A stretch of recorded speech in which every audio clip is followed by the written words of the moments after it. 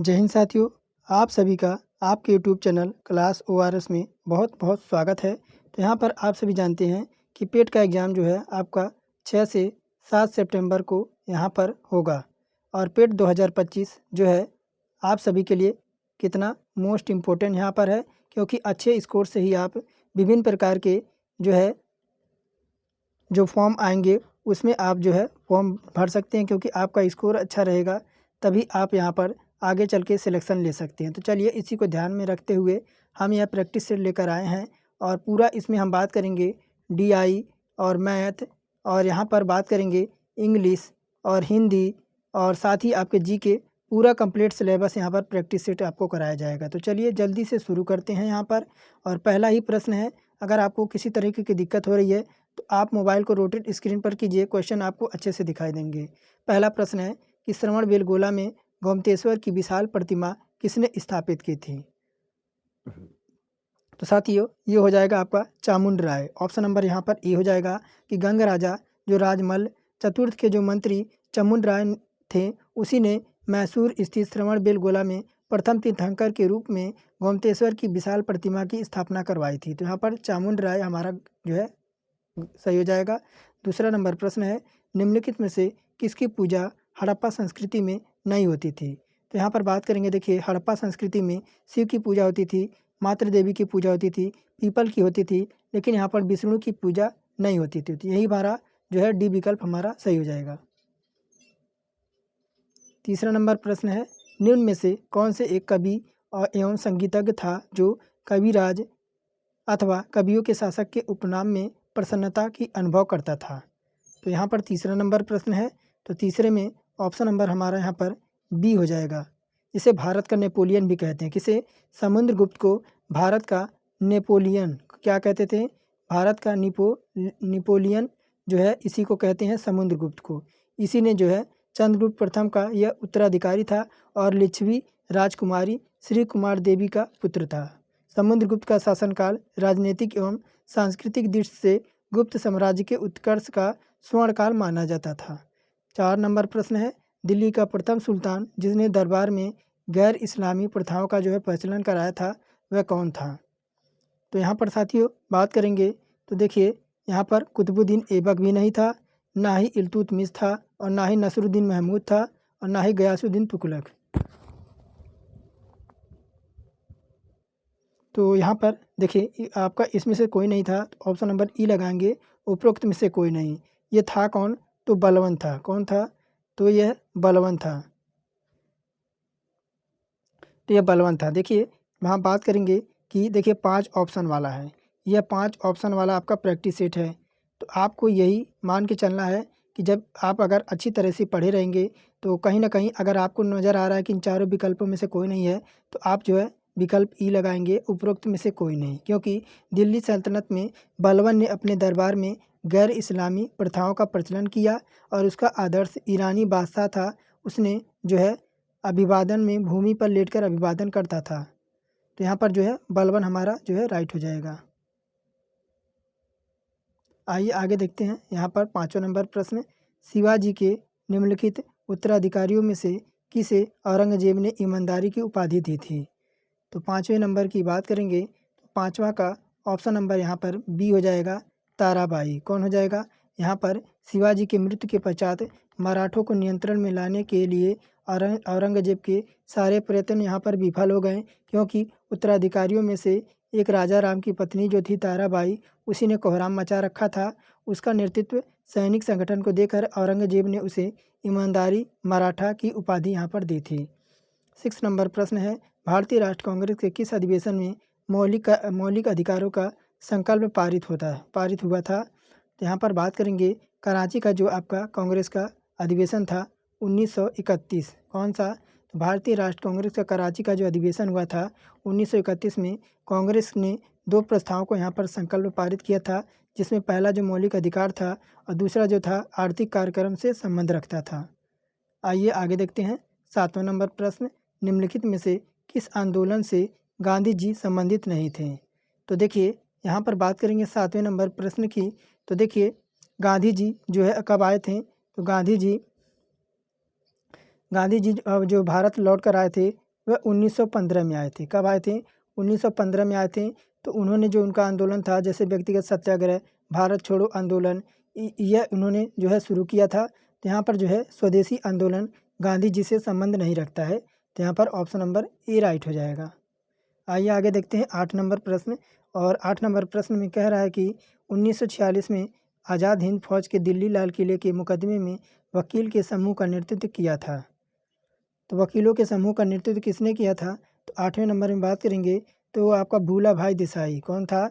भूला भाई देसाई। यहाँ पर जो है आपका ऑप्शन नंबर सी राइट हो जाएगा। आइए आगे देखते हैं 9 नंबर प्रश्न। और क्या कह रहा है 9 नंबर प्रश्न कि भारतीय राष्ट्र कांग्रेस के प्रथम सर्वप्रथम मुस्लिम अध्यक्ष निम्न में से कौन था? तो साथियों ये थे बदरुद्दीन तैयब जी। कौन थे? तो भारतीय राष्ट्र कांग्रेस के 1827 में जो आपके चेन्नई में तीसरा अधिवेशन हुआ था, उसमें मुस्लिम अध्यक्ष बदरुद्दीन तैयब जी थे। कौन? तो 1827 में जो आपका चेन्नई में, कहाँ पर? तो चेन्नई में जो आपका तीसरा अधिवेशन हुआ था, उसमें मुस्लिम अध्यक्ष बदरुद्दीन तैयब जी थे। इस अधिवेशन में 607 प्रतिनिधियों ने यहाँ पर हिस्सा लिया था। और पहला सम्मेलन जिसके कार्य के संचालन में भार प्रतिनिधियों का एक कमेटी के हाथ सौंप दिया गया था। आगे है महात्मा गांधी ने दांडी यात्रा के साथ सविनय अवज्ञा आंदोलन जो है परावर्तित कर दिया था। तो यहाँ पर बात करेंगे 10 नंबर प्रश्न की। तो यहाँ पर देखिए बात करेंगे 10 नंबर प्रश्न की। तो सविनय अवज्ञा आंदोलन जो है जो आपका हुआ था कब? तो 1930 में। कब हुआ था साथियों? 1930 में। लेकिन किसी ऑप्शन में तो आपका 1930 दिख नहीं रहा है, परावर्तित कर दिया था। तो ये तो आपको किसी ऑप्शन में दिख नहीं रहा है। तो हम जो लगाएंगे ऑप्शन नंबर ई लगाएंगे यहाँ पर। क्यों? क्योंकि गांधी जी ने दांडी यात्रा के साथ सविनय अवज्ञा आंदोलन जो है 1930 में परावर्तित कर दिया था। तो 1930 किसी विकल्प में नहीं दे रखा है, तो हम ऑप्शन नंबर ई लगाएंगे। यही कन्फ्यूजन आपके अंदर बना रहेगा और काफ़ी हद तक स्टूडेंट यही गलती करके आएंगे। वह कहीं ना कहीं इन चारों ऑप्शनों को टिक कर देंगे, लेकिन ऑप्शन नंबर ई पे ध्यान नहीं देंगे। तो आपको यह गलती नहीं करना है। ऑप्शन नंबर ई यहाँ पर राइट हो जाएगा। आइए आगे देखते हैं अरावली पर्वत श्रेणियाँ की सबसे ऊंची चोटी कौन सी है? तो ये हो जाएगी गुरु शिखर। ऑप्शन नंबर यहाँ पर डी राइट होगा। अरावली पर्वत श्रेणी की सबसे ऊंची चोटी गुरु शिखर है, जिसकी बात करेंगे आपकी 1722 मीटर है। कितना? 1722 मीटर है, जो राजस्थान के कहाँ पर? जो राजस्थान के आपके सिरोही ज़िले में। कहाँ पर? राजस्थान के सिरोही ज़िले के माउंट आबू में है। और इसका विस्तार लगभग 80% आपका फैला हुआ है। आगे देखिए कह रहा सभी प्रकार की जलवायु कटिबंध निम्न में से किस महाद्वीप में है? तो यहाँ पर सभी प्रकार की बात की जा रही है, तो ये हो जाएगा आपके एशिया में। ऑप्शन नंबर यहाँ पर डी राइट हो जाएगा कि सभी प्रकार की जो जलवायु कटिबंध एशिया महाद्वीप में पाया जाता है, जो विश्व का आपका 30% क्षेत्रफल पर विस्तृत एशिया महाद्वीप और विश्व का सबसे बड़ा महाद्वीप है। आइए आगे देखते हैं निम्न अक्षांशों जिसे उत्तरी अथवा दक्षिणी में से किसे आप हार्स अक्षांश से संबंध करेंगे? तो यहाँ पर बात करेंगे ये आपका अक्षांश जो हो जाएगा तो 30 डिग्री हो जाएगा। कौन सा? यहाँ पर ऑप्शन नंबर ए राइट होगा कि 30 डिग्री से अक्षांश से लेकर कितना? तो 30 डिग्री अक्षांश से लेकर 35 डिग्री अक्षांश के बीच जो गोलार्धों में जहाँ उच्च वायुदाब पाया जाता है, वहाँ पर घोड़े का अक्षांश या हार्ड लैट्यूड कहते हैं। तो यहाँ पर ऑप्शन नंबर 30 डिग्री हमारा राइट हो जाएगा। आगे देखिए कह रहा विष्णु प्रयाग निम्नलिखित में से किन नदियों के संगम पर स्थित है? तो यहाँ पर साथियों बात करेंगे आपका धौली गंगा और अलकनंदा। विष्णु प्रयाग धौली गंगा और अलकनंदा नदियों के संगम पर स्थित है। अलकनंदा की उत्पत्ति सांतोपंथ और भागीरथी खरक नामक हिम नदी से होती है। आइए आगे देखते हैं 15 नंबर प्रश्न। आपके सिक्किम में रंगप्पो प्रसिद्ध है। रंगप्पो जो है सिक्किम में क्यों प्रसिद्ध है? तो ये आपको बात करेंगे 15 नंबर प्रश्न की। तो तांबे के लिए। किसके लिए? यहाँ पर सिक्किम में जो आपके बात करेंगे, सिक्किम में तांबे की सबसे प्रसिद्ध खान जो है वह रकम्बो है। यहाँ पर आपके 3 से 4 मीटर मोटे तांब के अयस्क की परतें होती हैं और यहाँ से प्राप्त होने वाले अयस्क में 3 से 4% तांबे पाए जाते हैं। आगे है 16 नंबर प्रश्न। कह रहा है कि इंडिया अर्थात भारत राज्यों का एक संघ होगा। भारतीय संविधान में यह कहा गया है कि यूनियन शब्द किस देश के संविधान से ग्रहण किया गया है। तो यहाँ पर बात करेंगे साथियों, तो इंडिया अर्थात भारत राज्यों का एक संघ होगा। भारतीय संविधान में यूनियन शब्द कनाडा के संविधान से लिया गया है। तो देखिए कनाडा तो आपका किसी ऑप्शन में दिख नहीं रहा है साथियों, किसी ऑप्शन में नहीं दिख रहा है। तो आपको यहाँ पर जो है ऑप्शन नंबर ई लगाना है। क्यों? क्योंकि ये कनाडा के संविधान से लिया गया है। तो किसी ऑप्शन में नहीं है, तो ऑप्शन नंबर ई हम यहाँ पर लगाएंगे। आगे देखिए 17 नंबर प्रश्न कह रहा है निम्न कार्यों के लिए समान वेतन भारत के संविधान में सुनिश्चित किया गया है। 17 नंबर प्रश्न है, तो ये आपके राज्य के नीति निर्देशक सिद्धांतों का अंग है। और 17 का बी अब यहाँ पर राइट हो जाएगा कि समान कार्यों के लिए समान वेतन भारतीय संविधान के भाग 4 में, कौन सा भाग 4 में, भाग 4 में राज्य के नीति निर्देशक तत्वों पर उल्लेखित है। और अनुच्छेद आपकी बात करेंगे, अनुच्छेद आपका 39 का घ 39 का घ में उपबंध है। आइए आगे देखेंगे। आगे हम यहाँ पर देखेंगे आपका 18 नंबर प्रश्न। और 18 नंबर प्रश्न हमसे कह रहा है कि निम्नलिखित में से कौन भारत में राज्य संघ संबंध से संबंधित नहीं है। तो ये साथियों यहाँ पर ऑप्शन नंबर सी हो जाएगा। ऑप्शन नंबर सी कि इंद्रजीत गुप्ता समिति 1998 में, देखिए 1998 में इंद्रजीत गुप्ता समिति का संबंध चुनाव सुधार से है। आगे देखिए 19 नंबर उच्चतम न्यायालय में संविधान के निर्वाचन से संबंधित मामले की सुनवाई करने के लिए न्यायाधीशों की संख्या कम से कम कितनी होनी चाहिए। 19 नंबर प्रश्न है, तो उच्चतम न्यायालय में संविधान के निर्वाचन से संबंधित मामले की सुनवाई के लिए न्यायाधीशों की संख्या कम से कम आपकी 5 होनी चाहिए। कितनी? यहाँ पर 5 होनी चाहिए। और संविधान के अनुच्छेद 145 के 3 में, कितना? 145 के 3 में इस संबंध में उपबंध है। आइए आगे देखते हैं। सही उत्तर का चयन करना है आपको। 20 नंबर है और सही उत्तर का यहाँ पर आपको जो है चयन करना है। आगे देखिए कह रहा है कि सभी व्यक्ति पंचायती राज के सदस्य बन सकते हैं। नहीं, देखिए यहाँ पर बात करेंगे ऑप्शन नंबर ये भी गलत हो जाएगा कि वह व्यक्ति जो राज्य विधानसभा का सदस्य होने की योग्यता नहीं रखता है पंचायती राज का सदस्य बन सकता है। तो ये भी हमारा गलत हो जाएगा। इसी तरह का सी भी गलत हो जाएगा। 25 वर्ष की आयु वाले व्यक्ति पंचायती राज का सदस्य के लिए हारता है, तो ये भी गलत हो जाएगा। लेकिन यहाँ पर डी विकल्प राइट होगा। वे सभी लोग जो 21 वर्ष की आयु पूरी कर चुके हैं तथा राज्य विधानसभा के सदस्य चुने जाने की योग्यता रखते हैं और पंचायती राज्य का सदस्य के लिए अर्हता योग्य हैं। तो यहाँ पर डी विकल्प हम राइट कर देंगे। आइए आगे देखते हैं। 1 किलो घंटा का मान कितना होता है? 1 किलोवाट घंटा का मान यहाँ पर कितना होता है? और ये आपका कितना नंबर प्रश्न है? आपका 21 नंबर प्रश्न है। तो देखिए 1 किलो घंटा का आपका मान होता है 3.6 इंटू 10 की power 6 joule. Option number A right हो जाएगा। प्रकाश सीधी रेखा में चलता प्रतीत होता है, ऐसा क्योंकि आपका ये छोटे कणों से बनता है। क्या होता है? 22 नंबर है ना। तो देखिए यहाँ पर हो जाएगा 22 है। प्रकाश की तरंग दैर्घ्य बहुत छोटी होती है। ऑप्शन नंबर से यहाँ पर सी राइट हो जाएगा।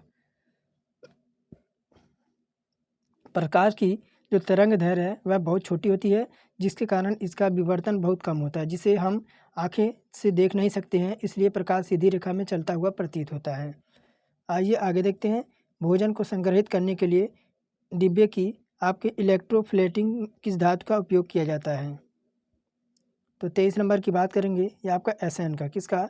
भोजन के संग्रहित करने के लिए डिब्बे के ऊपर आपके इलेक्ट्रोप्लेटिंग यानी टीन, एसएन क्या होता है? एसएन जो आपका होता है वह टीन होता है। टीन का यहाँ पर जो है उपयोग किया जाता है, जिससे कि लोहे के जंग से बचाया जा सकता है और भोजन को दूषित होने से रोका जा सकता है। आगे देखिए 24 नंबर प्रश्न, निम्नलिखित में से कौन सा रोग आनुवांशिक है?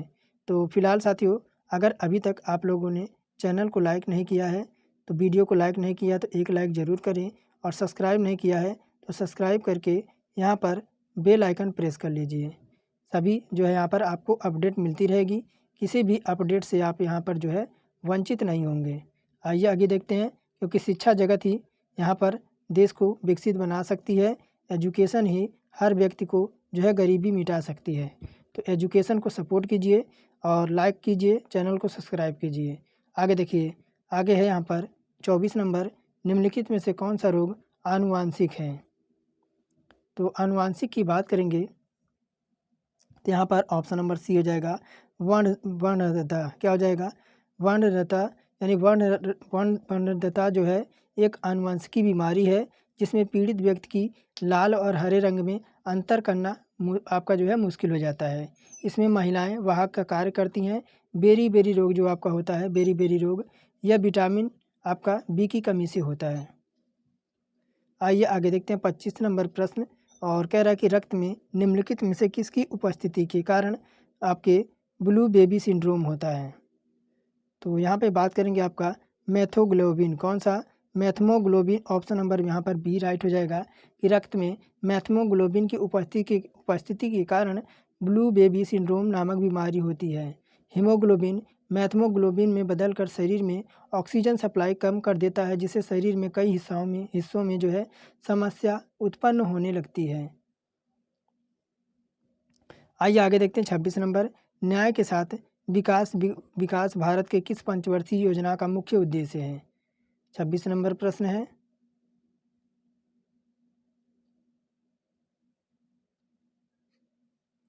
तो यहाँ पर बात करेंगे 26 नंबर प्रश्न की, तो ये देखिए यहाँ पर ऑप्शन नंबर सी हो जाएगा, ये 9वीं पंचवर्षीय योजना है। ऑप्शन नंबर यहाँ पर सी राइट हो जाएगा कि सामाजिक न्याय के साथ विकास जो है नई पंचवर्षीय योजना 1997 से 2002 का मुख्य लक्ष्य था। इस योजना में विकास दर का जो है 5.4% था। प्रथम पंचवर्षीय योजना में क्या हुआ था? तो प्रथम पंचवर्षीय योजना में जो था आपका, इसमें आपकी कृषि क्या शामिल थी साथियों? यहाँ पर कृषि और सिंचाई और विद्युत परियोजना था। अब आपकी 5वीं पंचवर्षीय योजना में क्या था? तो गरीबी का उन्मूलन। क्या था? गरीबी का उन्मूलन। और 11वीं पंचवर्षीय में क्या था? 11वीं में क्या था?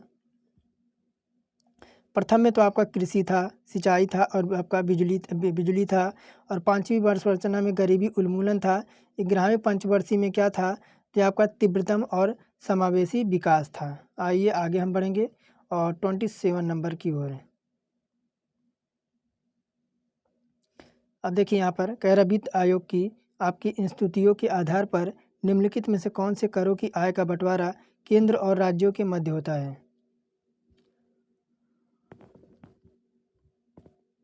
तो यहाँ पर हो जाएगा ऑप्शन नंबर सी, आयकर तथा उत्पाद शुल्क कर। यानी वित्त आयोग की स्तुतियों के आधार पर केंद्र तथा राज्यों के मध्य आयकर उत्पाद का शुल्क का बंटवारा किया जाता है। आयकर प्रत्यक्ष कर है जिसे केंद्र द्वारा वसूला जाता है। केंद्रीय उत्पादक शुल्क अप्रत्यक्ष कर होता है जिसको यह भी केंद्र द्वारा वसूला जा सकता है। आइए 28 नंबर, प्रधानमंत्री कौशल विकास योजना 2015 के तहत शुरू की गई थी। तो देखिए यहाँ पर बात करेंगे ऑप्शन नंबर सी, कौशल विकास उद्यमिता मंत्रालय द्वारा। देखिए प्रधानमंत्री कौशल विकास योजना आपकी जो शुरू हुई थी वह 15 जुलाई, कब शुरू हुई थी? तो 15 जुलाई 2015 को। और यह विश्व युवा कौशल दिवस पर कौशल विकास और उद्यमिता मंत्रालय द्वारा शुरू किया गया था। इसका उद्देश्य जो था कि 2022 तक भारत में 40 करोड़, कितना? भारत में 40 करोड़ से अधिक लोगों को विभिन्न कौशल में प्रशिक्षित करना। आगे देखिए, स्वर्ण क्रांति यानी गोल्डन रेवोल्यूशन किस क्षेत्र से संबंध रखता है। तो मैंने आप सभी को बार बार पढ़ाया है कि स्वर्ण क्रांति जो फल उत्पादन से संबंध है, किससे? या फ्रूट उत्पादन से, जो कि आपका 1991 से आपका 2003 के बीच की अवधि को स्वर्ण क्रांति माना जाता है। इस अवधि के दौरान बागवानी क्षेत्र में भारत में अत्यधिक जो है वृद्धि हुई थी। और यहाँ पर बात करेंगे पीली क्रांति किससे संबंध है। पीली क्रांति जो है आपका तिलहन से, पीली क्रांति आपकी तिलहन से संबंधित है। अंडे का जो आपका होता है वह रजत क्रांति होती है, रजत क्रांति होती है। और यहाँ पर मछली जो होती है वह आपकी नीली क्रांति से संबंध रखती है।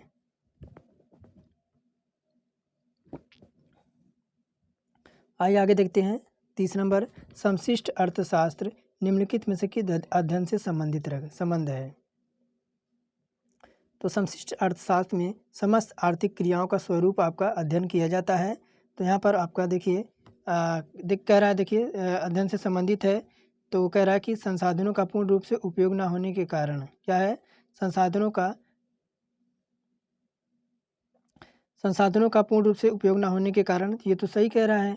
उसके बाद देखिए कह रहा है कुल निर्यात का निर्धारण, यहाँ ये भी सही कह रहा है, यानी ऑप्शन नंबर डी लगा देंगे आपका उपरोक्त। यहाँ पर पहला और दूसरा दोनों हो जाएगा यहाँ पर, क्योंकि समष्टि अर्थशास्त्र में जो है आर्थिक क्रियाओं का संपूर्ण रूप से अध्ययन किया जाता है।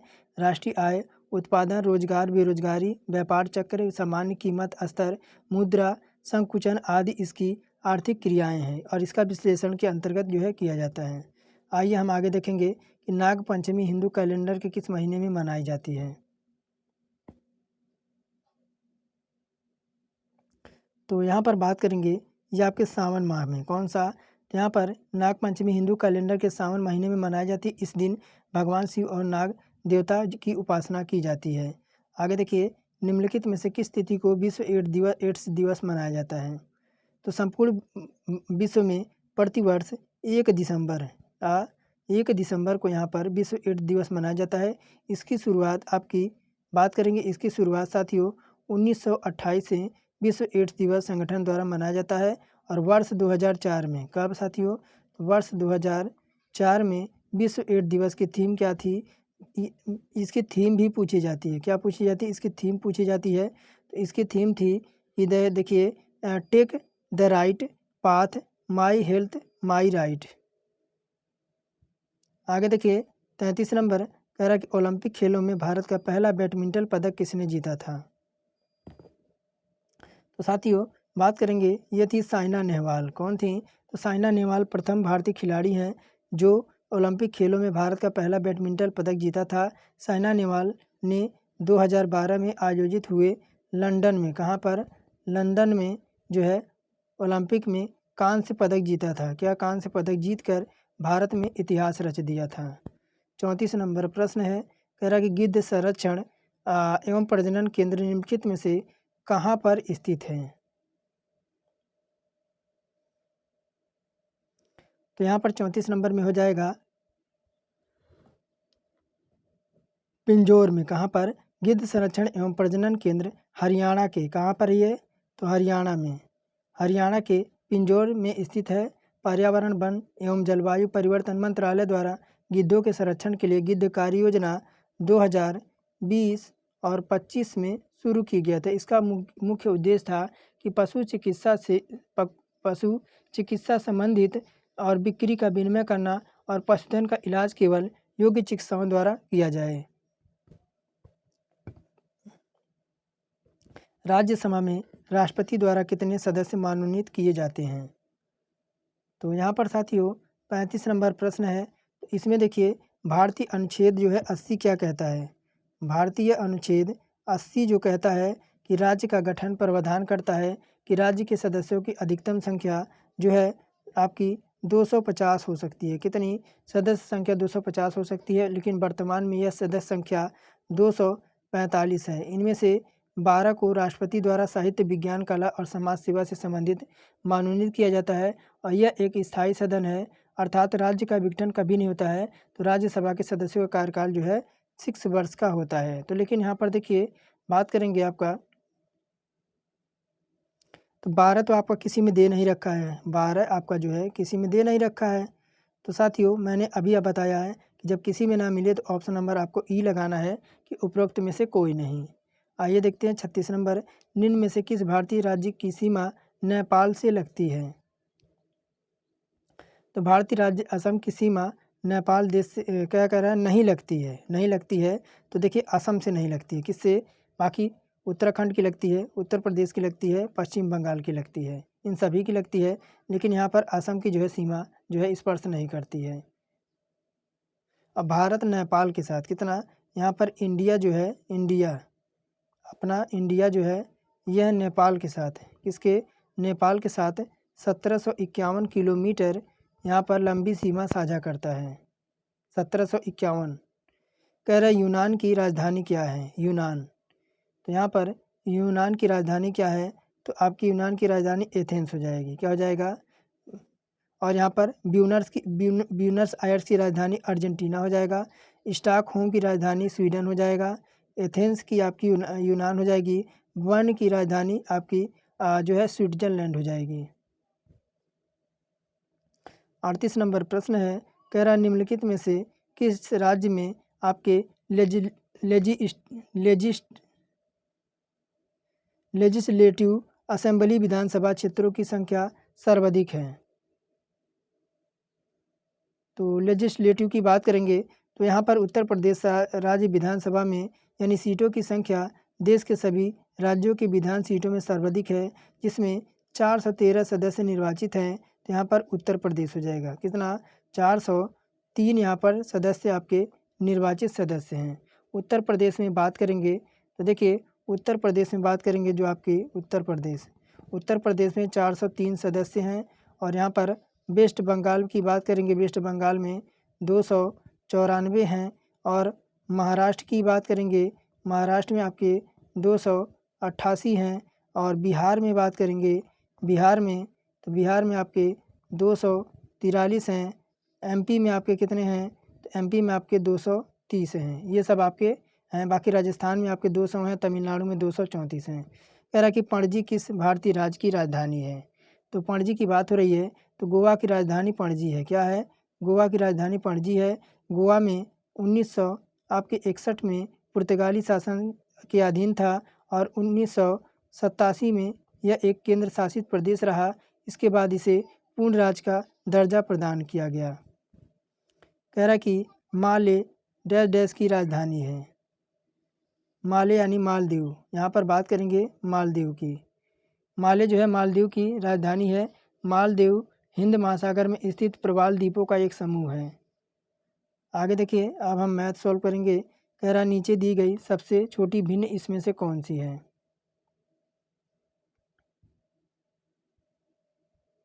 तो सबसे छोटी यहाँ पर आपको भिन्न बताना है। क्या बताना है? सबसे छोटी भिन्न। क्या इसे हम भाग विधि से लगाएं? तो देखिए, यहाँ पर 4/9 दे रहे हैं, 4/9 है। इसको भाग देंगे तो यह आएगा 0.44, 0.44 आएगा। उसके बाद आपका है 5/4 है, 5/4 है। इसको भाग देंगे तो 1.25 आएगा। उसके बाद देखिए 3/8 है, इसमें भाग देंगे तो ये आपका कितना आएगा? 0.375 आ जाएगा। उसके बाद आपका है 6/6/7, इससे भाग देंगे तो ये आपका आएगा 0.857, इतना आ जाएगा। तो अब देखिए, अब आप आसानी से बता सकते हैं कि यहाँ पर जो है आपका 4/9 कौन सा? 3/8, 3/8 यहाँ पर जो है आपका 3/8, क्योंकि आपका जो है 0.375 आया है। यही आपकी सबसे छोटी भिन्न हो जाएगी। कौन हो जाएगी? 0.375 यहाँ पर जो है सबसे छोटी हो जाएगी।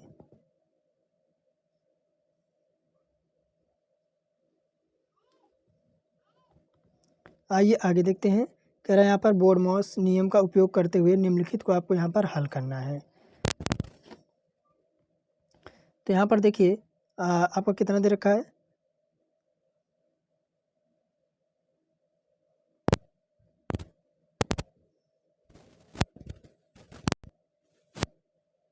तो चलिए सॉल्व करते हैं यहाँ इसे। तो यहाँ पर देखिए, सबसे पहले हम क्या करेंगे? तो सबसे पहले हम क्या देखते हैं, कट रहा है कुछ तो काट लेते हैं। तो यहाँ पर 3 से काटेंगे, 3 त्रिका 9 हो जाएगा। क्या हो जाएगा? 3 त्रिका यहाँ पर 9 हो जाएगा। और इसे काटेंगे, ये आपका 7 बार में कट जाएगा। कितना? तो यहाँ पर 3 से काटेंगे, 3 सत्ते आपका 3 सत्ते 3 बार में कट जाएगा। और 5 से इसे काटेंगे, 3 नहीं कटेगा। तो यहाँ पर आपका ये आपका 7 बार में कट जाएगा, ये आपका 7 बार में कट जाएगा यहाँ से। और ये 5 कटेगा आपका, ये 5 से आपका 5 बार में चला जाएगा। तो यहाँ पर देखिए क्या हो जाएगा? यहाँ पर 7 सत्ते 49 हो जाएगा। कितना? यहाँ पर 7 सत्ते 49 हो जाएगा। और गुणे आपका यहाँ पर 5 है, गुणे 5 कर देंगे। अपॉन में आपका 3 है, तो यहाँ पर अपॉन में 3 लगा देंगे। उसके बाद देखिए यहाँ पर 65 का स्क्वायर है। तो यहाँ पर देखिए 65 स्क्वायर माइनस 55 का स्क्वायर है। तो ये आपका हो जाएगा, देखिए एक जगह आपका हो जाएगा 65 प्लस आपका 55 हो जाएगा। उसके बाद यहाँ पर 65 माइनस आपका 55 हो जाएगा। तो अब देखिए आगे, उसके बाद आगे क्या हो जाएगा, तो यहाँ पर हो जाएगा 49 गुणे आपका 5 अपॉन में आपका इसे पलट देंगे तो आपका हो जाएगा 3 हो जाएगा। 1 मिनट, तो आपका 3 तो ये था नीचे ना, नीचे आपका 3 था। 1 मिनट, नीचे तो आपका 3 था, नीचे यहाँ पर आपका 3 था। तो अब देखिए यहाँ पर, अब देखिए जैसे आपका 65 है, यहाँ पर प्लस है, यहाँ पर माइनस में है। कहाँ, यहाँ पर प्लस में है तो यहाँ पर माइनस में है। तो देखिए यहाँ पर तो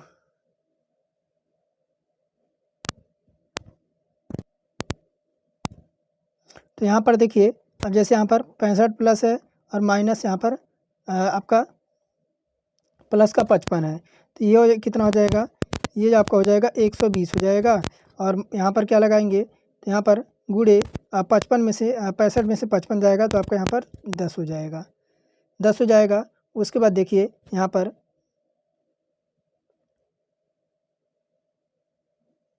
यहाँ पर 3 से काटेंगे, यहाँ पर 3 से काटेंगे 120 को, तो 3 चौके 12 ही आपका 40 बार में हो जाएगा। तो कितना आपका हो जाएगा, यहाँ पर 49 गुणे 5 इंटू 40 हो जाएगा और इंटू में आपका 10 हो जाएगा।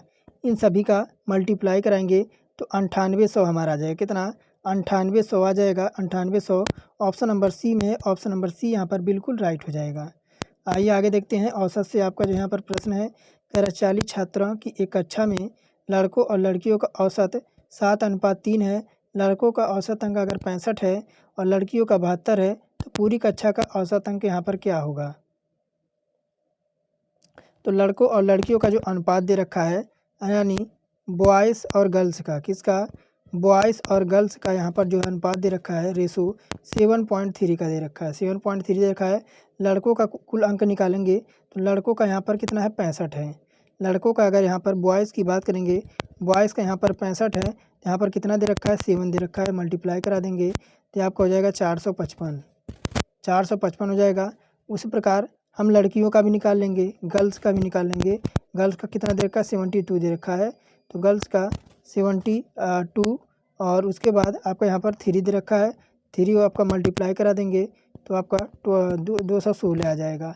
अब कुल अंक कितना हो जाएगा, कुल अंक यहाँ पर जोड़ेंगे तो 6 5 11 का 1 और 5 1 6, एक आपका यहाँ पर 7 हो जाएगा, 4 2 6। कुल अंक यानी टोटल आपका कितना हो जाएगा, 671 हो जाएगा, 671 आ जाएगा। और पूरी संख्या आपकी कितनी हो जाएगी, यहाँ पर अनुपात अगर जोड़ेंगे, पूरा अनुपात आपका 7 और 3 10 हो जाएगा। यहाँ पर पूरा अनुपात 671 और बटे कर देंगे आपका यहाँ पर 10 कर देंगे। तो ये आपका देखिए एक अंक पे दशमलव है तो 76.1 आपका हो जाएगा। ऑप्शन नंबर ए यहाँ पर राइट हो जाएगा। उम्मीद करता हूँ ये क्वेश्चन आपको अच्छी तरीके से समझ आया होगा। आइए आगे देखते हैं। अभी आपका बहुत सारे यहाँ पर टॉपिक हिंदी, इंग्लिश और करंट आपके पढ़े हुए हैं। यार सुहास किसी यात्रा के 5/12 भाग को रेलगाड़ी द्वारा तय करता है, फिर यात्रा 1/3 भाग को बस द्वारा तय करता है, इसके बाद वह शेष 36 किलोमीटर की दूरी साइकिल से तय करता है। सुहास कुल कितनी यात्रा यहाँ पर करता है। तो सुहास की रेलगाड़ी की जो यात्रा है वो 5/भाग है और बस के द्वारा दूरी 1/3 है। अब शेष दूरी निकाल लेंगे तो जैसे यहाँ पर शेष दूरी की बात करेंगे, शेष दूरी तो यहाँ पर मान लीजिए आपकी एक शेष दूरी बची हुई है तो 5/12 और यात्रा कर रहा है वह जो है रेलगाड़ी से, और शेष जो आपका 1/3 की यात्रा कर रहा है वह आपका बस से कर रहा है। तो ये आपका कितना हो जाएगा, तो यहाँ पर एलसीएम आपका जो हो जाएगा, एलसीएम आपका 12 हो जाएगा और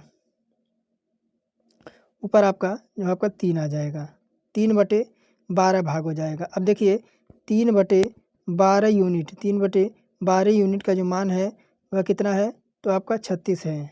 तो यहाँ पर देखिए, यहाँ पर 1 यूनिट का मान निकालेंगे, कितना, 1 यूनिट का मान यहाँ पर निकालेंगे तो 36 गुणे 1 बटे का 3/12 हो जाएगा, 3/12 हो जाएगा।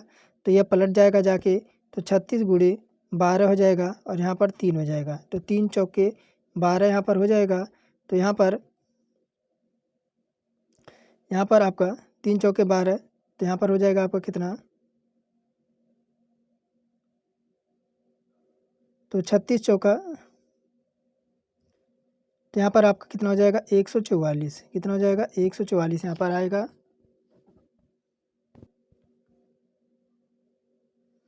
तो यहाँ पर 36 चौका 144 आएगा, कितना 144 हो जाएगा।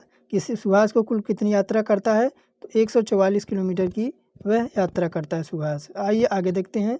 आगे है आपका 45 नंबर प्रश्न। देखिए यहाँ पर आपका कितना आया था 144, ऑप्शन नंबर बी में है। अब यहाँ पर देखिए कह रहा कि एक परीक्षा में 45% छात्र उत्तीर्ण हुए, जिसमें आपके 79,750 उत्तीर्ण नहीं हुए। परीक्षा में भाग लेने वाले छात्रों की संख्या कितनी थी। तो मान लेंगे टोटल जो आपके छात्र थे वह 100% थे, कितने 100% थे यहाँ। तो उत्तीर्ण छात्र यानी पास होने वाले जो छात्र थे वह आपके कितने हैं, तो यहाँ पर 45% है, कितने 45% है। और आपके यहाँ पर फेल निकालेंगे, फेल कितने हो जाएंगे, तो 100 में से हम यहाँ पर 100 में से क्या करेंगे -45 कर देंगे, तो हमें फेल का जो है निकल जाएगा। फेल आपके हो जाएंगे 55%। फेल कितने हो जाएंगे, तो फेल का जो हमारा आ जाएगा वह 55% आ जाएगा। और 55% का जो मान आपका दे रखा है वह आपका 79,750 दे रखा है। अब यहाँ पर 100% की वैल्यू निकालेंगे, 100% का यहाँ पर निकालेंगे। तो 100% का यहाँ निकालते हैं, 100% की वैल्यू यहाँ पर निकालेंगे तो आपका 79,750 बटे आपका 55 इंटू में 100 कर देंगे। अब ये कितना आ जाएगा, तो यहाँ पर आपका 14 और 5000 आपका आ जाएगा। तो यहाँ पर जो है आपका कितना, तो 14, आप देखिए ऑप्शन नंबर डी में, ऑप्शन नंबर डी राइट हो जाएगा। आइए आगे देखते हैं।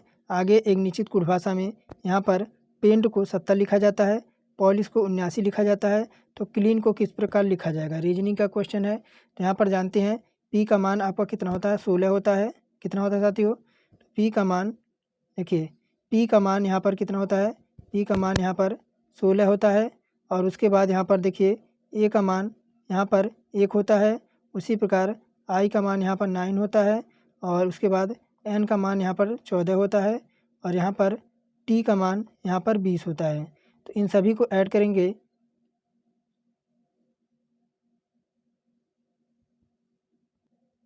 तो यहाँ पर देखिए जैसे आपका यहाँ पर आपका देखिए जैसे पी है, पी का आपका यहाँ पर 16 हो गया। उसी के बाद ए है, ए का आपका 1 हो गया। आई है, आई का मान आपका 9 हो गया। उसके बाद आपका एन है, एन की प्लेस वैल्यू 14 हो गई। उसके बाद आपका टी है, टी की प्लेस वैल्यू आपकी 20 हो गई। इनको ऐड करेंगे आपका 60 आ जाएगा। और इसमें 10 और ऐड कर देंगे, कितना 10 और ऐड कर देंगे तो आपका यहाँ पर 70 आ जाएगा। उसी प्रकार देखिए यहाँ पर जैसे आपका सी दे रखा है, सी है, उसके बाद एल है, उसके बाद ई है, ए है, एन है, क्लीन है। तो सी का मान यहाँ पर 3 आ जाएगा। एल का प्लेस वैल्यू यहाँ पर 12 होती है। ई की प्लेस वैल्यू यहाँ पर 5 होती है। ए की प्लेस वैल्यू 1 होती है। और एन की प्लेस वैल्यू 14 होती है। तो इनको जोड़ देंगे, तो इनको जोड़ेंगे तो कितना आएगा,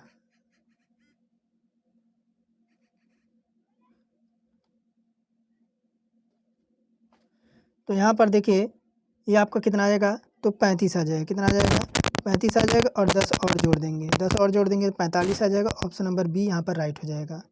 आगे देखिए कह रहा 4 समूह दिए गए हैं, इनमें से 3 किसी तरीके से संगत हैं, एक असंगत है। असंगत का आपको चयन करना है। तो यहाँ पर देखिए क्या दे रखा है, GEM दे रखा है, GEM दे रखा है। तो यहाँ पर देखिए G 7 पे होता है, E 5 पे होता है, उसी प्रकार M 13 पे होता है। तो आप देखिए 7 और में आपके माइनस का 2 और 5 और इस यहाँ पर कितना आ जाएगा, प्लस का 8 आ जाएगा, प्लस का यहाँ पर 8 आ जाएगा। उसी पर क्या है JHQ यहाँ पर आया हुआ है। तो ये आपका 17 होता है। उसके बाद यह 8 होता है। उसके बाद ये आपका 10 होता है। तो 10 यहाँ पर कितना हो जाएगा, माइनस का 2 हो जाएगा। और यहाँ पर आपका प्लस का आपका 8 यहाँ पर प्लस का 9 आ जाएगा। कितना, प्लस का आपका यहाँ पर 9 आ जाएगा। ये आपका देखिए। उसके बाद आपका क्या है, उसके बाद के है, आई है, उसके बाद आपका क्यू है। क्यू आप जानते हैं 17 पे होता है, उसके बाद आई 9 पे होता है, के 11 पे होता है। तो यहाँ पर ये आपका देखिए माइनस का आपका 2 हो जाएगा, और ये आपका 9 8 8 आपका यहाँ पर 8 हो जाएगा, प्लस का यहाँ पर 8 हो जाएगा। तो यहाँ पर देखेंगे तो सभी आपको संगत मिलेगा। इसमें आपका देखिए ये भी संगत में मिलेगा, ये भी संगत में मिलेगा, ये भी मिलेगा। लेकिन यहाँ पर ऑप्शन नंबर बी, क्योंकि यहाँ पर आपका प्लस का 9 आएगा, प्लस का 9 आएगा, यही आपका असंगत हो जाएगा। आइए आगे देखते हैं। 15 फरवरी 2018 को अगर गुरुवार है तो 18 अप्रैल 2019 को कौन सा दिन होगा? तो यहाँ पर देखिए 15/2 और 2018, 15 फरवरी 2018 को गुरुवार है तो 18 अप्रैल 2019 का, यानी साल भर का आपको यहाँ पर डिफरेंट दे रखा है। तो यहाँ पर बात करेंगे आपका जैसे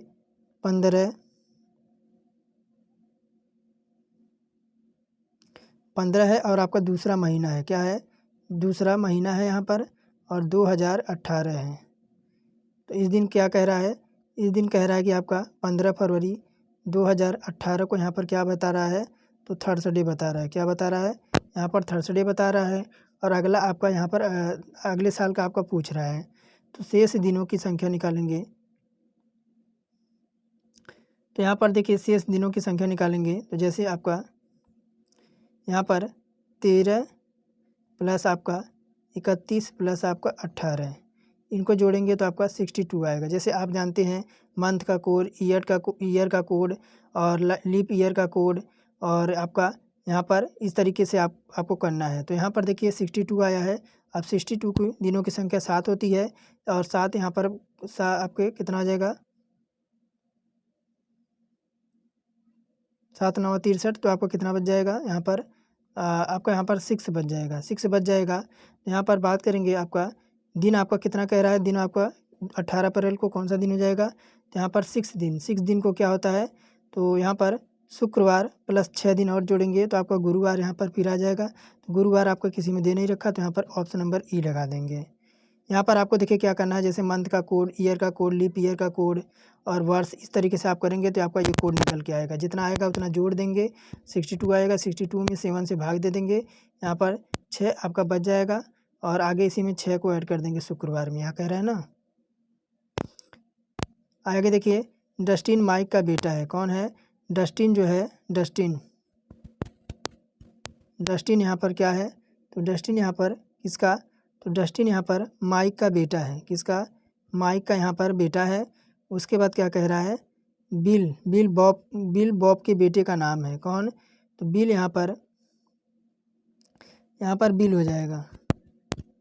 बिल किसका बेटा है? तो यहाँ पर बॉब का, यहाँ पर बॉब का। फिर कह रहा है बॉब के पिता का बेटा एलेक्स है। बॉब के पिता का बेटा कौन है? बॉब के पिता, बॉब का एक पिता हो जाएगा, बॉब का पिता हो जाएगा। और उसका देखिए यहाँ पर 1 मिनट, बॉब का पिता हो जाएगा, और उसके बेटे का नाम क्या है? इसके बेटे का नाम जो है एलेक्स कर देंगे, एलेक्स हो जाएगा। और फिर कह रहा है माइक का जो है माइक का भाई है, यानी एलेक्स जो है माइक का भाई हो जाएगा। फिर कह रहा है देखिए, कह रहा है डस्टिन के बिल से क्या संबंध है? अब डस्टिन कहाँ है? डस्टिन देखिए यहाँ पर है, और क्या है आपका? डस्टिन का बिल से क्या संबंध है? तो डस्टिन का बिल से क्या संबंध है? तो देखिए बिल के पिता का भाई हो जाएगा, यानी उसके चाचे का लड़का हो जाएगा। तो यहाँ पर ऑप्शन नंबर डी हो जाएगा, चचेरा भाई, यानी पिते के भाई का बेटा, यानी चचेरा भाई हो जाएगा। यहाँ पर डी, विकल्प नंबर डी राइट हो जाएगा। कथन और निष्कर्ष से प्रश्न है, कह रहा है कि सभी एलियन लोग हैं।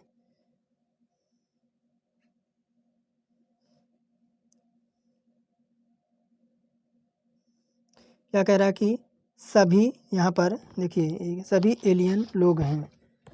थोड़ा सा मैं नीचे कर दूँ इसे, कथन अब देखिए, सभी एलियन लोग हैं। सभी एलियन यहाँ पर क्या हो जाएंगे? सभी एलियन यहाँ पर क्या हो जाएंगे? सभी एलियन यहाँ पर क्या हो जाएंगे? लोग हो जाएंगे। सभी एलियन यहाँ पर लोग हो गए। फिर कह रहा सभी लोग स्तनधारी हैं। सभी लोग यहाँ पर क्या हो जाएंगे? स्तनधारी हो जाएंगे, स्तनधारी। और सभी स्तनधारी यहाँ पर क्या हो जाएंगे? सभी स्तनधारी यहाँ पर पशु हो जाएंगे। अब देखिए निष्कर्ष क्या कह रहा है। निष्कर्ष कह रहा है कि कुछ पशु स्तनधारी हैं, तो पशु यहाँ पर हैं और स्तनधारी अंदर हैं। तो कुछ कह रहा है तो कुछ तो हमारा यहाँ पर सही हो जाएगा। सभी लोग एलियन हैं, तो लोग अंदर है, लोग बाहर हैं, एलियन अंदर है। तो कह रहा है कि सभी लोग यहाँ पर एलियन, देखिए बाहर से अंदर की कहता है तो कुछ हमारा सही हो जाए, लेकिन सभी कह रहा है तो यहाँ पर गलत हो जाएगा। तो केवल आपका केवल एक पालन कर रहा है, तो केवल ऑप्शन नंबर सी लगा देंगे यहाँ पर, केवल एक पालन कर रहा है निष्कर्ष। आइए आगे देखते हैं। अब यहाँ पर पैसेज आपको दिखाई दे रहा है। अब यहाँ पर एक पैसेज आपको दिखाई दे रहा है, कह रहा है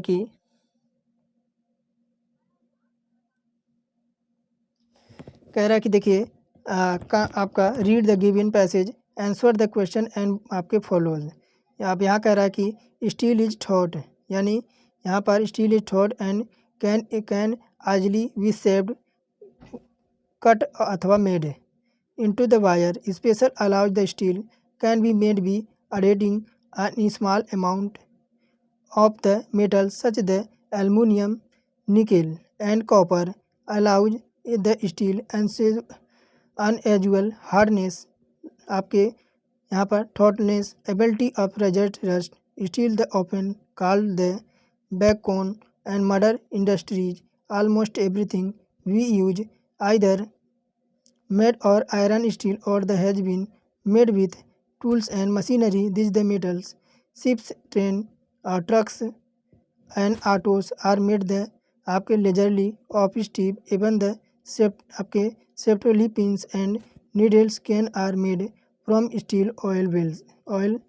wells are drilled with the steel machinery. Steel pipelines transport oil, minerals and mined with steel equipment. From machine आपके machines are mostly steel. Large buildings have steel framework, यानी मैं इसका हिंदी अनुवाद करता हूँ। जैसे कि स्टील जो होती है, स्टील यानी इस्पात बहुत मजबूत होती है, इसे आसानी से आकार दिया जा सकता है, काटा जा सकता है या तो तार में बदला जा सकता है। इस्पात यहाँ पर इस्पात के विशेष मिश्र धातु बनाए जा सकते हैं। इसमें थोड़ी मात्रा में अन्य धातुएं जैसे एल्युमिनियम, निकिल और तांबा मिलाया जाता है। तो ये मिश्र धातु इस्पात को जो है असामान्यतः रूप से कठोर, मजबूती और जंगरोधी क्षमता प्रदान कर देती है। इस्पात को अक्सर आधुनिक उद्योग का रीढ़ बैकबोन कहा जाता है। लगभग हर चीज़ से हम उपयोग कर सकते हैं, जैसे लोहे और इस्पात से बनी हुई अथवा धातुओं से बनी हुई मशीनों से तैयार की गई जो होती है, जिसमें जहाज़, रेलगाड़ी, ट्रक, गाड़ियाँ मुख्य रूप से इस्पात से बनी होती है। यहाँ तक कि सेफ्टी पिन और सुई भी इस्पात से बनी होती है। तेल के कुएँ में भी इस्पात की मशीनों से खुदाई होती है। इस्पात की पाइपलाइनें और परिवहन का तेल, खनिज सभी इस्पात से बनी मशीनों द्वारा निकाले जाते हैं। खेतों के मशीन में अधिकांश इस्पात की जो है बड़ी इमारतों के ढांचे होते हैं। अब यहाँ पर देखिए क्या कह रहा है, कह रहा है कि who is the steel open called on the backbone a modern history, यानी इस्पात को अक्सर दुनिया उद्योग की रीढ़ क्यों कहती है। तो यहाँ पर बात करेंगे, विकल्प नंबर डी हो जाएगा कि steel use the almost every tool and machinery, यानी इस्पात को अक्सर आधुनिक उद्योग का ऋण क्यों कहा जाता है कि इस्पात लगभग हर औजार और मशीन में उपयोग होता है। इस वजह से इसे जो है आधुनिक युग का रीढ़ यानी बैकबोन कहा जाता है। तो यहाँ पर डी विकल्प हम राइट कर देंगे कि steel use the almost every tool and machinery. आगे देखिए, what is the tone of the passage. तो यहाँ पर गद्यांश का भाव क्या है, गद्यांश का भाव क्या है, तो यहाँ पर हो जाएगा कि आपका ऑप्शन नंबर ए, यानी आपका यहाँ पर इन्फॉर्मेटिव क्या होता है, जानकारी देने वाला। क्या होता है साथियों, जानकारी देने वाला, यानी इस गद्यांश का भाव है जानकारी देने वाला। आइए आगे देखेंगे, कह रहा select the option that can be use a one word situated for the given group of word the sound of owls, यानी क्या कह रहा है 53 नंबर में, उल्लुओं की आवाज़ के लिए एक शब्द आपका हो जाएगा, उल्लुओं की आवाज़ के लिए एक शब्द हो जाएगा, उसे हम क्या कहेंगे, हूट। क्या कहेंगे, उल्लुओं की आवाज़ के लिए एक शब्द हो जाएगा द साउंड ऑफ आउल्स, यानी उसे हम हूट कहेंगे। आइए 54 नंबर, select the most appropriate and आपके जो है antonyms of the given word, यानी यहाँ पर सिनोनिम्स बताना है आपको, यानी आपका क्या दे रखा है, क्लैंडेस्टाइन दे रखा है। क्लैंडेस्टाइन यानी आपका इसका अर्थ क्या होता है, गुप्त। इसका अर्थ क्या आपका होता है, गुप्त। इसका अर्थ क्या होता है आपका, गुप्त होता है। और यहाँ पर हम लगाएंगे जैसे आपका क्या हो जाएगा, इसका आपका हो जाएगा हॉनेस्ट। क्या हो जाएगा यहाँ पर, हॉनेस्ट यानी ईमानदार या खुला। क्या, ईमानदार, ईमानदार या खुला, ये इसका दो वर्ड आपका निकल के आएगा, ईमानदार या खुला, यानी हमारा ऑप्शन नंबर बी हॉनेस्ट हो जाएगा। आइए एक लास्ट प्रश्न बचा होगा, उसके बाद हम आगे देखेंगे हिंदी।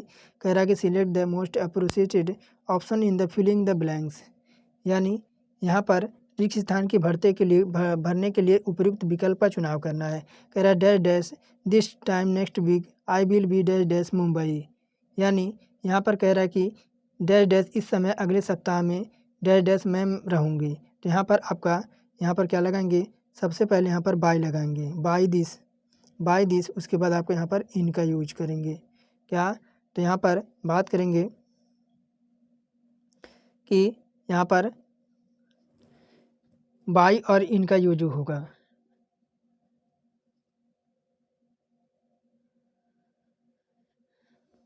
आइए आगे देखिए, कोणार्क का सही संधि विच्छेद आपको बताना है। किसका, कोणार्क का। तो कोणार्क का यहाँ पर सही संधि विच्छेद बताना है, तो आपका 55 नंबर है,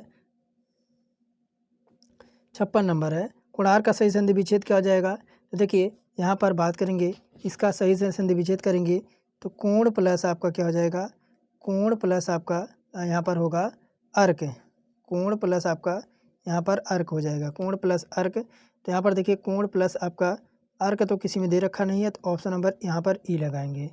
क्या लगाएंगे, आपका यहाँ पर ऑप्शन नंबर ई लगाएंगे। और ये आपका दीर्घ संधि का उदाहरण है। कोण किसका है, तो आपका दीर्घ संधि का यह उदाहरण है। आइए आगे देखते हैं, इनमें से विलोम शब्द का सही एक युग्म बताइए।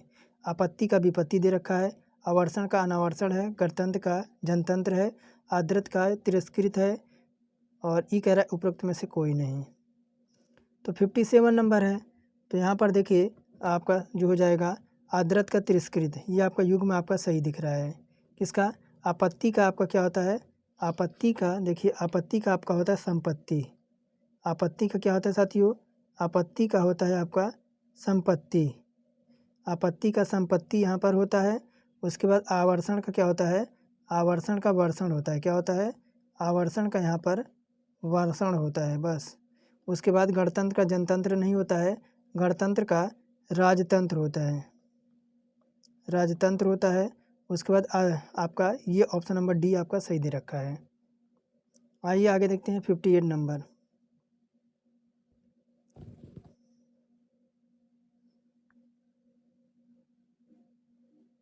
कह रहा है निम्नलिखित में से उस समूह को आपको चिन्हित करना है जिसमें पुल्लिंग से स्त्रीलिंग परिवर्तन सही रूप से किया गया है। कह रहा है कवि, सम्राट, नेता, विदुर। तो यहाँ पर बात करेंगे, देखिए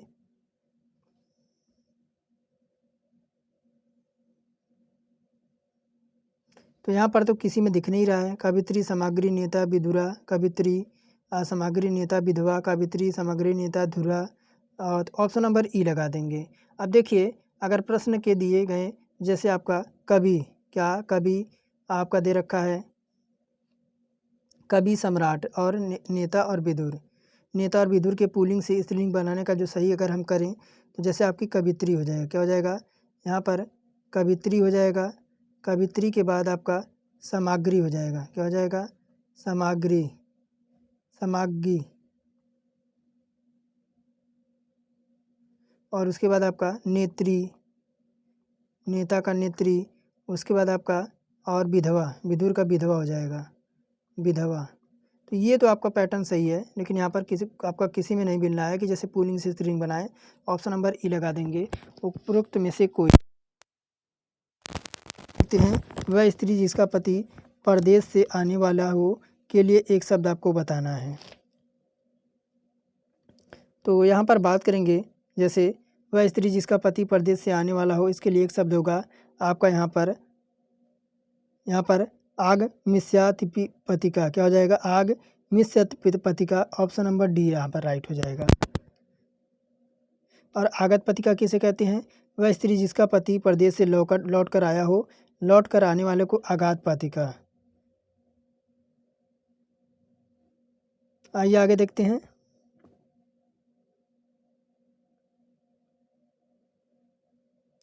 रचनाकार और रचना का कौन सा युग में आपका सही नहीं है? तो तुलसीदास का रामचरितमानस दे रखा है, तो ये तो आपका सही दे रखा है। कुतुबन का मृगावती दे रखा है, तो ये भी सही है। जैसी की पद्मावत है, सही है। मंझन का यहाँ पर चित्रावली दे रखा है, किसका? यहाँ पर तुलसी का रामचरितमानस, कुतुबन का मृगावती, जैसी का पद्मावन, मंझन का यहाँ पर चित्रावली दे रखा है, जो कि आपका गलत है। मंझन का क्या हो जाएगा? आपका मधुमालती हो जाएगा। क्या हो जाएगा? मंझन का यहाँ पर मधुमालती हो जाएगा। आइए आगे देखते हैं। गद्यांश है और गद्यांश को कह रहा समाज की विषमता शोषण की जननी है। समाज में जितनी विषमता होगी सामान्यतः शोषण उतना ही अधिक होगा, क्योंकि हमारे देश में सामाजिक, आर्थिक, शैक्षणिक व सांस्कृतिक असमानताएं अधिक है, जिसकी वजह से एक व्यक्ति एक स्थान पर शोषक वहीं दूसरे स्थान पर शोषित होता है। जब बात उपभोक्ता संरक्षण की हो तब पहला प्रश्न यही उठता है कि उपभोक्ता किसे कहते हैं, या उपभोक्ता की परिभाषा क्या है? सामान्यतः उस व्यक्ति को उपभोक्ता कहा जाता है जो सीधे तौर पर किन्हीं भी वस्तुओं अथवा सेवाओं का उपयोग करते। इस प्रकार सभी व्यक्ति किसी न किसी रूप में उपभोक्ता होते हैं और शोषण के शिकार होते हैं। और हमारे देश में ऐसे अशिक्षित, सामाजिक और आर्थिक रूप से दुर्बल, अशक्त लोगों की भीड़ है, जो शहर की मलिन बस्तियों में फुटपाथ पर, सड़क तथा रेलवे लाइन के किनारे गंदे नाली की झोपड़ी डालकर अथवा किसी भी तरह से अपनी जीवन यापन कर रहे हैं। वे दुनिया के सबसे बड़े बड़े प्रजातांत्रिक देशों के समाज उपयोगी ध्रुवमुखी योजनाओं से वंचित हैं, जिन्हें आधुनिक सफ़ेद पोशों, व्यापारियों, नौकरशाहों एवं तथाकथित बुद्धिजीवियों वर्ग से मिलकर बांट लिया हो। सही मायने में शोषण इन्हीं की देन है। सरकार किसी भी योजना बना कर लागू करे, कोई बड़ा परिवर्तन संभव नहीं है। यहाँ पर उपभोक्ता शोषण का तात्पर्य केवल उत्पादकता व व्यापारियों द्वारा किए गए शोषण से ही लिखा जाता है, जबकि इसी क्षेत्र में वस्तुएं एवं सेवाएं दोनों ही सम्मिलित हैं, जिनके अंतर्गत डॉक्टर, शिक्षक, प्रशासनिक अधिकारी, पुलिस और ऊंचे ओहदों पर बैठे सरकारी कर्मचारी, वकील आदि सभी आते हैं। इन सब ने शोषण के क्षेत्र में जो कीर्तिमान बनाए हैं, जो वास्तव में गिनीज बुक ऑफ वर्ल्ड में रिकॉर्ड्स कराने लायक है।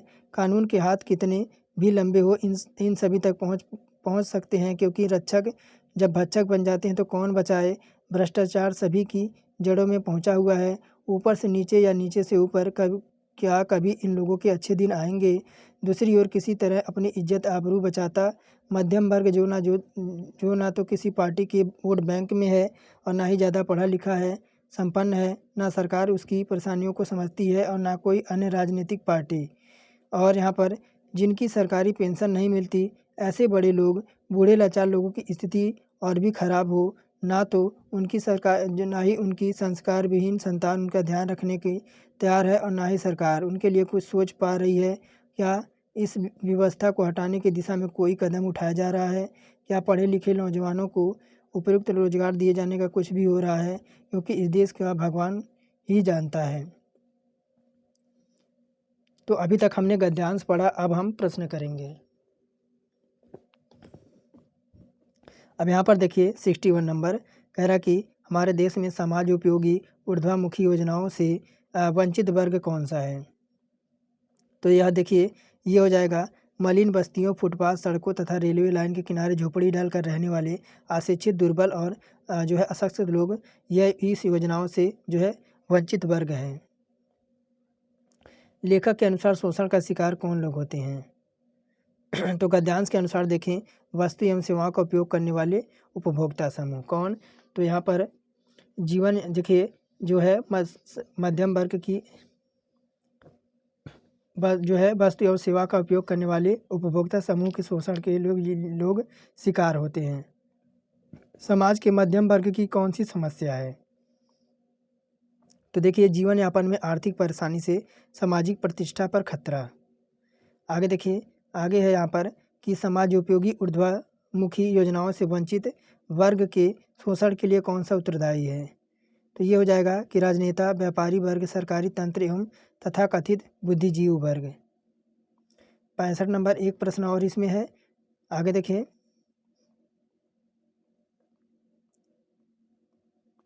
कह रहा शैक्षणिक सांस्कृतिक शब्द किस शब्द से किसी व्याकरणिक इकाई से संबंधित और किस प्रत्यय से मिलकर बना है। यहाँ पर देखिए 65 नंबर, शैक्षणिक और सांस्कृतिक शब्द दोनों विशेषण इकाइयों से संबंधित हैं और ये जो आपका है इक प्रत्यय से मिलकर बना हुआ है। आइए आप देखिए आगे, अब गद्यांश दे रखा है, निम्नलिखित गद्यांश को पढ़कर प्रश्नों का उत्तर दीजिए। कह रहा प्राचीन भारत प्राचीन संस्कृति का देश है। यहाँ दान पुण्य को जीवन मुक्ति का अनिवार्य अंग माना जाता है। जब दान देने को धार्मिक कृत्य मान लिया गया हो तो निश्चित तौर पर दान देने वाला भी होंगे। हमारे समाज में भिक्षावृत्ति की जिम्मेदारी समाज के धर्मात्मा, दयालु व सज्जन लोगों की है। भारतीय समाज में दान देना व दान देना दोनों धर्म के अंग माने जाते हैं। पहले दान देने से पूर्व दान लेने वाले को पात्रता देखी जाती थी और जो योग्य पात्र को दान दिया जाता था। धर्मशास्त्रों ने दान की महिमा को बढ़ा चढ़ाकर वर्णन किया, जिसके कारण भिक्षावृत्ति को भी धार्मिक मान्यता मिल गई। धीरे धीरे दान देवताओं ने पात्रता पर ध्यान देना बंद कर दिया और दयावश, निरीह, अपाहिज और गरीब को दान दिए जाने लगा।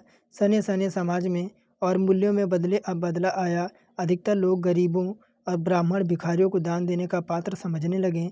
समाज में इस प्रकार के परिवर्तन हुए तो धीरे धीरे लोगों ने भिक्षा को अपनी जीविका ही बना लिया और गरीबों को कारण बेसहारा लोग भीख मांगने लगे। काम न मिलने से भी भिक्षावृत्ति को बल मिला। पूजा स्थल, तीर्थ, रेलवे स्टेशन, बस स्टैंड, गली मोहल्ले आदि स्थानों पर हर जगह भिखारी दिखाई देना शुरू हो गए। इस कार्य में हर आयु के व्यक्ति शामिल होने लगा। साल 2 साल के दूध मुँह बच्चे से लेकर 80-90 वर्ष के बूढ़े तक के भीख मांगते दिखाई दे जा सकते हैं। आज तो भीख मांगना भी एक कलापूर्ण व्यवसाय बनता जा रहा है। कुछ खानदानी भिखारी होते हैं क्योंकि पुश्तों से उनके पूर्वज धर्म स्थानों पर अपना अड्डा जमाए हुए हैं। कुछ अपराधी बच्चों को उठा ले जाते हैं तथा उनसे भीख मंगवाते हैं। वह इतने निर्दयी होते हैं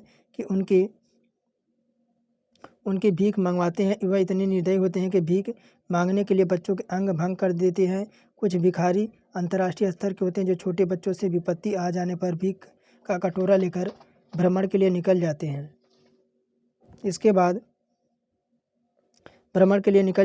अलावा अनेक श्रेणी की और भी भिखारी होते हैं। कुछ भिखारी परिस्थितियां से बनते हैं तो कुछ भिखारी बना दिए जाते हैं। कुछ शौकिया इस व्यवसाय में आ गए हैं। जन्मजात भिखारी अपने स्थान निश्चित रखते हैं। कुछ भिखारी अपनी आमदनी वाली जगह दूसरे भिखारी को किराए पर देते हैं। बेरोजगारी और गरीबी के कारण कुछ वयोवृद्ध मजबूरीवश भिखारी बनते हैं। गरीब के कारण बेसहारा लोग भीख मांगने लगते हैं। तो ये तो गद्यांश था। अब देखिए कहते हैं क्या कर रहा है। अभी देखिए, काम न मिलने से भिक्षावृत्ति को भी जन्म मिलता है। कुछ अपराधी बाकायदा इस काम को ट्रेनिंग देते हैं। भीख रोकर, गाकर, आंखें दिखाकर या हंसकर भी मांगी जाती है। भीख मांगने के लिए इतना आवश्यक है कि दाता के मन में करुणा जागे।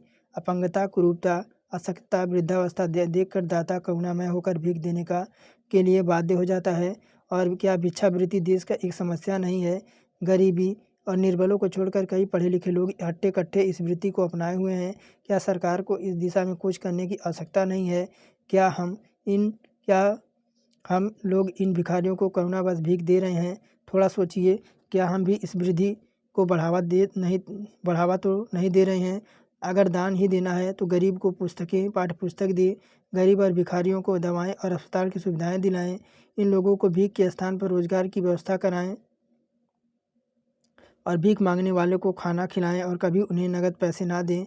अगर जनता और सरकार दोनों मिलकर काम करे तो भीख मांगने वालों को पुलिस के हवाले करना शुरू कर दें तो इस पर काबू पाया जा सकता है। तो चलिए अब देखते हैं गद्यांश से बनने वाले प्रश्न। कह रहा क्या भिक्षावृत्ति देश की एक समस्या है? आपका इस पर क्या विचार है? तो देखिए गद्यांश के अकॉर्डिंग कह रहा है ऑप्शन नंबर यहाँ पर बी हो जाएगा। 1 मिनट। ऑप्शन नंबर यहाँ पर सी हो जाएगा ऑप्शन। भिक्षावृत्ति देश का एक ज्वलंत समस्या बन गई है क्योंकि लोग इसे जानबूझ के अपना व्यवसाय बना रहे हैं। तो यहाँ पर आपका सी विकल्प राइट होगा। आइए आगे देखते हैं। कह रहा है कि विभिन्न स्थलों पर लोग भीख देने के लिए क्यों बाध्य हो जाते हैं? क्योंकि यहाँ पर अपंगता, कुरूपता, अशक्तता, वृद्धावस्था आदि देखकर लोग भीख देने के लिए बाध्य हो जाते हैं। आगे है, भीख न देकर भी दूसरों की मदद करने के लिए कौन सा विकल्प यहाँ पर सही नहीं है? तो यहाँ पर पैसे देकर किसी भिखारी को रोजगार धंधे के लिए प्रेरित करना, मदद करना, तो यहाँ पर जो है ये सही नहीं है। आइए 69 नंबर देखते हैं। कह रहा है कि दान पुण्य जीवन मुक्ति कौन सा समास है? दान पुण्य जीवन मुक्ति में कौन सा समास है? तो दान पुण्य दोनों आपको देखिए यहाँ पर इस तरीके से लग गया ना, ये अक्सर आपको द्वंद्व में देखने को मिले। दान पुण्य आपका क्या हो जाएगा? दान पुण्य आपका जो हो जाएगा द्वंद्व, तो इसमें भी दे रखा है, इसमें भी दे रखा है, लेकिन यहाँ पर जीवन मुक्ति दे रखा है, जीवन मुक्ति। तो यहाँ पर बात करेंगे जीवन मुक्ति, तो ये जो आपका हो जाएगा तत्पुरुष में जाएगा, ऑप्शन नंबर बी राइट हो जाएगा। द्वंद्व समास और आपका तत्पुरुष।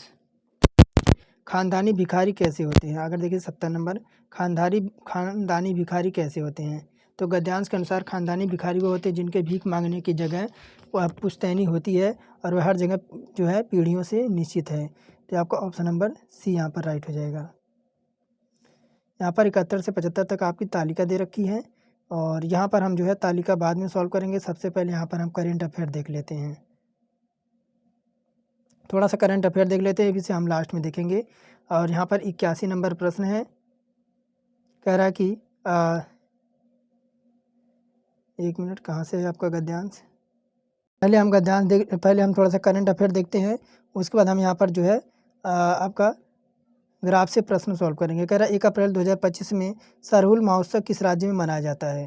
तो सरहुल महोत्सव आपका झारखंड में मनाया जाता है और यह बात करेंगे तो आयोजन झारखंड राज्य में मार्च अप्रैल माह में होता है। इस वृक्ष का जो है जो आपका क्या होता है, तो आपका जो सरहुल, इस वृक्ष का जो है पूजा की जाती है और यह त्यौहार उर्वा, मुंडा, संथाल, खाड़िया और जनजातियों द्वारा मनाया जाता है। आइए आगे देखते हैं आपका 92 नंबर। कह रहा है कि अप्रैल 2025 में स्टार्टअप महाकुंभ का आयोजन कहाँ किया जा रहा है? स्टार्टअप महाकुंभ का आयोजन जो आपका किया जा रहा है वह नई दिल्ली में किया जा रहा है। 3 से 5 अप्रैल 2025 में स्टार्टअप महाकुंभ के दूसरे संस्करण का आयोजन भारत के मंडप नई दिल्ली में किया जा रहा है। इसमें उद्घाटन वाणिज्य एवं व्यापार मंत्री पीयूष गोयल ने किया है। इसका उद्देश्य देश में स्टार्टअप इकोसिस्टम को बढ़ावा देना है। कह अप्रैल 2025 में नेस्टस पहल का किस क्रम को स्थापना दिवस मनाया गया है? तो 93 नंबर है, ये आपका हो जाएगा 7वां। कौन सा? 7वां हो जाएगा। और ये वर्ष 2019 में आदिवासी शिक्षा को बढ़ावा देने का जो है एक उद्देश्य था आदिवासी लोगों को। आइए आगे देखते हैं। कह रहा कि अप्रैल 2025 में भारत ने किस वर्ष विस्मेटिक खेलों की मेजबानी की घोषणा की है? तो ये आपका हो जाएगा 2027 में। छठे विस्मेटिक शिखर सम्मेलन के दौरान भारत ने विस्मेटिक देश के बीच सामाजिक सांस्कृतिक संबंधों को बढ़ावा देने का उद्देश्य से भारत में 2027 में विस्मेटिक खेलों का आयोजन कराने की घोषणा की है। और यहाँ पर 95 नंबर है। मार्च 2025 के किस राज्य ने सारथी चैटबॉट लॉन्च किया है? तो यहाँ पर बात करेंगे आपका 95, ऑप्शन नंबर ए हरियाणा। जो है हरियाणा सरकार ने कर्मचारियों के सरकारी दस्तावेज तक पहुँचाने का आसान बनाने के लिए यह उद्देश्य सारथी नामक आपके AI संचालित चैटबॉट लॉन्च किया है। फिर अप्रैल 2025 में किस देश ने वाटर हाईवे नामक परियोजना की शुरुआत की है? तो अप्रैल 2025 में जल संकट से जूझ रहे मोरक्को देश ने यहाँ पर जो है जल प्रबंधन हेतु वाटर हाईवे नामक परियोजना की शुरुआत की है। 97 नंबर है। कह रहा कि मार्च 2025 में म्यांमार में आए भूकंप की तस्वीरें किस उपग्रह से ली गई हैं? तो ये जो आपकी हो जाएगी यह उपग्रह कार्टोसेट 3 से। आइए आगे देखते हैं। अप्रैल 2025 में टाइगर ट्राइब 2025 अभ्यास भारत और किस देश के बीच हुआ? तो ये दूसरा जो देश था आपका, वह देश आपका था संयुक्त राज्य अमेरिका। आगे देखिए, अप्रैल 2025 में चर्चा में रही हुंसकर मधुरम्मा देवी जन्ना का संबंध किस राज्य से है? तो ये राज्य जो आपका हो जाएगा यह कर्नाटका हो जाएगा। मधुरम्मा देवी मंदिर कर्नाटक के बंगलुरु में स्थित है और इस मंदिर में अप्रैल माह में हुंसकर मधुरम्मा देवी जो है यान्ना महोत्सव के दौरान 150 फीट से अधिक ऊंचा रथ दुर्घटना जो है ग्रस्त हो गया था। इस मंदिर का निर्माण चोल शासनकाल में 11वीं सदी में किया गया था। आगे है अप्रैल 2025 में अपनी विधानसभा की कार्यवाही का आयोजन सांकेतिक भाषा में करने वाला पहला राज्य कौन था? तो साथियों यह राज्य था पंजाब। चलिए अब हम जो है ग्राफ से प्रश्न देखते हैं।